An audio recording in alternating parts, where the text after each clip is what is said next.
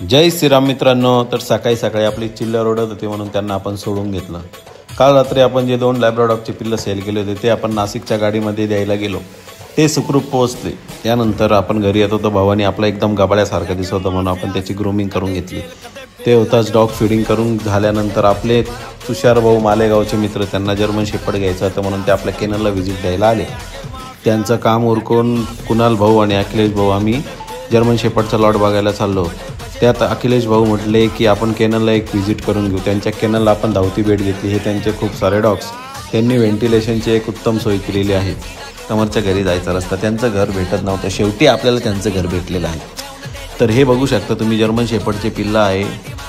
त्यांची आई ॲग्रेसिव्ह असल्यामुळे अखिलेश भाऊ त्यांचा धाडस दाखवून पिल्लं ओढण्याचा प्रयत्न करत आहे, पण ते काही शक्य झालं नाही। ओनर आल्यानंतर त्यांनी आम्हाला पिल्ले काढून दिले। ते पिल्लं ग्रूम वगैरे करून आम्ही त्यांचे फोटो व्हिडिओ काढले। तुम्ही बघू शकता पिल्लं क्लीन केल्यानंतर ही पिल्लांची कंडिशन आहे। ते आता तुम्ही फोटो बघू शकता पिल्लांचे, चेक करून ते होऊन आपण घराच्या साईडला घराकडे निघालो आहे। बघू शकता तुम्ही, आपले हे घरचे पिल्लं आहे जर्मन शेपर्डचे, प्युअर लॉंग कोटमध्ये। बघू शकता तुम्ही पिल्लांची क्वालिटी।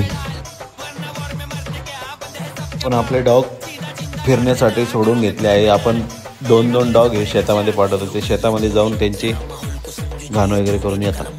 तुम्ही बघू शकता मागे आपलं बिगल टुकटुक तिचं नाव आणि डिंगडिंग, हे दोघी पण फिरण्यासाठी गेलेले आहेत, ते घराकडे येत आहे।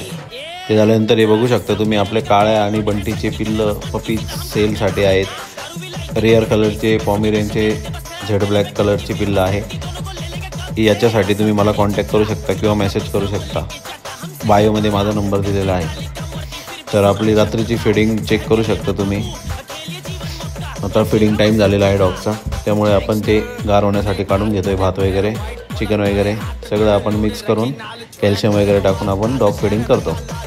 आधी यांना काही काम नसतं म्हणून एकमेकासोबत भांडत असतात, तुम्ही बघू शकता मित्रांनो। तर आपल्या टेन्शनला जे भूक लागली होती म्हणून तिने आपली वाट न बघता स्वतःच जेवण सुरू केलं आहे। तर आपण त्यांना जेवण देण्यासाठी फटाफट सगळ्यांचे भांडे एकदम गोळा करून घेतले आहे। तुम्ही बघू शकता सगळ्यांचे भांडे आपण गोळा करून वॉश करून त्याच्यामध्ये आपण त्यांना फिडिंग देणार आहेत। तर बघूया मित्रांनो, फिडिंग दिल्यानंतर आपण त्यांना पाणी वगैरे प्रॉपरली पाजतो आहे। हे झाल्यानंतर त्यांचे आपण लाईट बंद करून टाकणार, ते रात्रभर झोपणार।